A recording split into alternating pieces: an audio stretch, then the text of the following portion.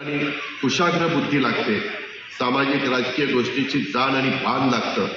शीतलच्या चित्रामध्ये हा सर्वांचा उत्तम मिलाप आपण सगळ्यांनी पाहिलेला आहे. त्यामुळेच आजच्या काळात सुद्धा त्यांचं चित्र त्यांच्यासारखीच चिरतरुण आहेत असं मला तरी वाटतं.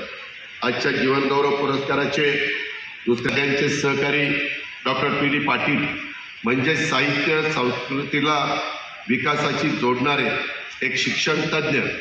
आपल्या कर्तृत्वानं कुशल नेतृत्वानं त्यांनी शैक्षणिक, सामाजिक, साहित्यिक, सांस्कृतिक क्षेत्रात वैशिष्ट्यपूर्ण अशा प्रकारचा ठसा उमटवलेला आहे. Doctor DY. पाटील विद्यापीठाच्या माध्यमातून आजवर लाखो विद्यार्थ्यांना घडवण्याचं काम करणारे पी.डी. सर हे सुसंस्कृत शिक्षण तज्ज्ञ म्हणून संपूर्ण देशाला सुपरिचित आहेत.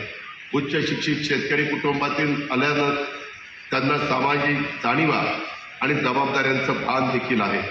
पिंपरीचं साहित्य संमेलन त्यांच्या आयुष्यातील एक टर्निंग पॉईंट होता. चिंचवड शहराच्या इतिहासातील देखील टर्निंग पॉईंट ठरला. औद्योगिकरणामुळं शहरीकरण झालेल्या पिंपरी चिंचवड शहराला साहित्य संस्कृती टिकणार नाही अशी भीती व्यक्त करण्यात येऊ लागली होती. ही भीती निरर्थक कशी ठरवायची हे पी.डी. सरांनी आपल्या कृतीतनं दाखवून दिलं. पी.डी. सरांची कृती भौगोलिक अर्थाने पिंपरी चिंचवड शहरामधील असली तरी तिचे परिणाम मात्र व्यापक दुर्गामी आहेत.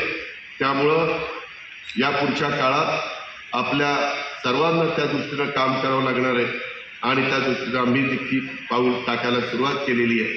मी पुन्हा एकदा आपल्या सर्वांच्या वतीनं पीडींचं मनापासून कौतुक करतो, मनापासून अभिनंदन करतो. त्यांना हा पुरस्कार मिळाल्याबद्दल त्यांना खूप खूप लाख लाख शुभेच्छा देखील देतो. आजच्या या ठिकाणी 3 व्यक्तींना पुणे